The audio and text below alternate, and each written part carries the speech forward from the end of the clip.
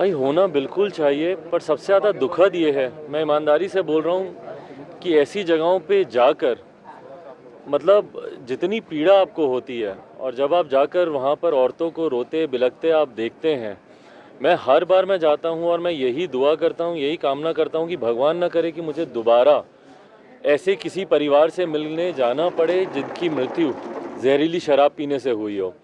पर पिछली बार नालंदा गया था, उसके बाद भी मैंने यही सोचा था, पर आज जिस तरीके से छपरा में एक घटना घटी है, इससे एक बात तो स्पष्ट है जो मैं बार बार मैं बोलता हूँ कि ये अब मौतें नहीं रह गई हैं, ये हत्या है। हत्या आप किसको बोलते हैं? जिसकी आपको जानकारी होती है कि भैया अगली बार ऐसी घटना फिर घट सकती है या ये हो सकता है, वो हत्या होती है।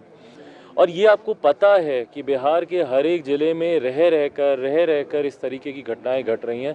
उसके बाद भी मुख्यमंत्री नीतीश कुमार जी अगर कोई कदम उठाने को तैयार नहीं है, इसको लेकर कोई ऐसा कार्य करने को तैयार नहीं है कि जिससे इस बात को सुनिश्चित किया जाए कि भैया कम से कम अब इसके बाद ये घटना नहीं घटे। आज मुझे बताइए ना कि मुख्यमंत्री नीतीश कुमार जी आपके गृह जिले में हो गया, आज मुझे आप इस बात का विश्वास कैसे दिलाएंगे कि भैया छपरा में ये जो हुआ, अब इसके बाद देखना हम ऐसी कार्रवाई करेंगे कि दोबारा बिहार में कभी कम से कम जहरीली शराब पीने से किसी की मृत्यु नहीं होगी। ये विश्वास मुख्यमंत्री अगर नहीं दिला सकते हैं बिहारियों को, तो फिर ऐसे मुख्यमंत्री के होने का क्या मतलब है जो एक सेंस ऑफ सिक्योरिटी बिहार वासियों को नहीं दे सके। तो इसीलिए हम लोग जो बार बार हम लोग जो मांग कर रहे हैं, फायदा होगा क्या लगता है चिराग, अमेंडमेंट जो कर रही है बिहार सरकार 13 चेंजेस, कोई फायदा होने वाला है इससे? फ़ायदा इससे क्या होने वाला है? बस कानून को आप थोड़ा सा आप लचीला बनाने का प्रयास करें। भाई जब तक आप उन गिरोह को नहीं पकड़ेंगे जिन्होंने अपनी जड़ों को मजबूत कर दिया, भाई जहरीली शराब ये टर्म हम लोग तब सुनने लगे जब से आप शराबबंदी कानून लेकर आए। तो इसका मतलब जहरीली शराब का निर्माण बिहार में होना शुरू हो गया इस कानून के विरोध में। तो जब तक आप उसकी जड़ें नहीं उखाड़ के फेंकेंगे, मैं बार बार मैं इस बात को बोल रहा हूँ कि एक गिरोह बताइए ना जो मुख्यमंत्री नीतीश कुमार ने कभी पकड़ा हो। आप डॉक्टर्स को पकड़ रहे हैं, इंजीनियर्स को पकड़ रहे हैं, दुल्हन के कमरे में आप घुस रहे हैं, पर कोई एक गिरोह बता दीजिए जहाँ पे इन्होंने पकड़ा हो कि भैया ये लोग बैठ के यहाँ पे जहरीली शराब का निर्माण कर रहे थे या ये लोग आयात कर रहे थे अवैध शराब का हमारे बिहार में। तो एक गिरोह तो आपने पकड़ा नहीं, किसी तस्कर को आपने पकड़ा नहीं। तो इसका मतलब कहीं ना कहीं संरक्षण प्राप्त है ना भैया। आपकी नाक के नीचे अगर ये धंधा पल रहा है, पनप रहा है, शासन प्रशासन को जानकारी है, तो उसका आपका संरक्षण प्राप्त है। इसीलिए मैं बार बार बोल रहा हूँ कि बिहार में अब सिर्फ और सिर्फ राष्ट्रपति शासन ही एकमात्र विकल्प है। जब तक ये मुख्यमंत्री रहेंगे बिहार में इस तरीके की मौतें, जिन्हें मैं हत्या कहता हूँ, इस तरीके की हत्याएं होती रहेंगी। जी आपसे दो सवाल है। एक तो संजय जायसवाल जो कि बीजेपी के प्रदेश अध्यक्ष हैं, जब वो निंदा करते हैं, ये कहते हैं कि वहाँ जाना चाहिए, पीड़ितों से मिलना चाहिए, तो ये बातें जेडीयू को खराब लगती है। दूसरी बात, अधिकतर हम जो देख रहे हैं जो लोग जहरीली शराब से पी के मर रहे हैं वो बहुजन समाज से आते हैं।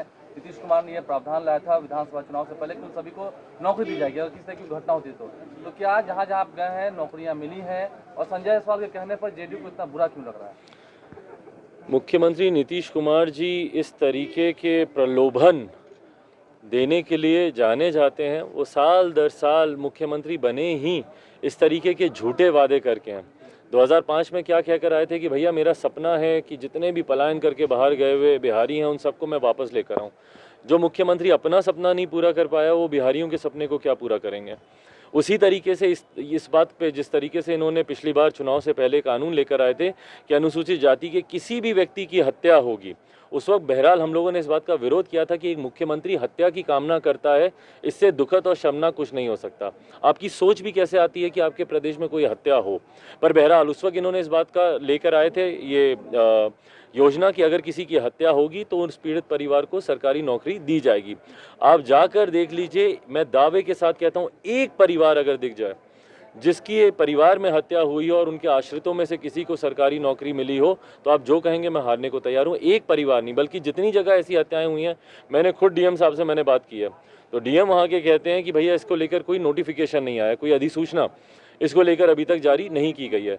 तो सिर्फ झूठे वादे, झुंझुना देने का आप काम करते हैं। आप सोचते हैं कि बिहार की जनता बेवकूफ़ है, आप उनको इस तरीके की बातें बोलेंगे और वो आपके वादे में आ जाएंगे। इसीलिए इस बार कोई आया तो नहीं था, तीसरे नंबर की पार्टी आप बन के रह गए थे। जेडीयू को बुरा क्यों लग रहा है भाई? अब कोई आईना, कोई आईना दिखाता है तो जनता दल यूनाइटेड को बुरा लगता ही है। चिराग पासवान से आज इतनी नफरत क्यों? भाई मैं तो आपकी नीतियों का विरोध करता हूं, पर इतनी व्यक्तिगत नफरत चिराग पासवान से क्यों? क्योंकि चिराग पासवान आपको आईना दिखाता है। चिराग पासवान हर उस जगह पहुंचता है जहां पे आपकी विफलता, आपकी वजह से लोगों की जानें जा रही हैं, इसलिए आपको बुरा लगता है। संजय जायसवाल जी से भी इसीलिए उनको नाराजगी हो रही है या बुरा लग रहा है कि भैया वो क्यों बोल रहे हैं। मरने दो ना, मुख्यमंत्री तो बोलते ही हैं जो पिएगा वो मरेगा। मुख्यमंत्री को फर्क ही नहीं पड़ता कि बिहार के लोग मर जाएं, खत्म हो जाएं, बर्बाद हो जाएं, मुख्यमंत्री को इससे फर्क नहीं करिए पड़ता। कि आप आरजेडी के चिराग आरजेडी के आप चिराग कहीं ना कहीं आप राजद से जुड़ रही है। लालटेन का चिराग है वो। मैं सिर्फ रामविलास पासवान का चिराग हूँ।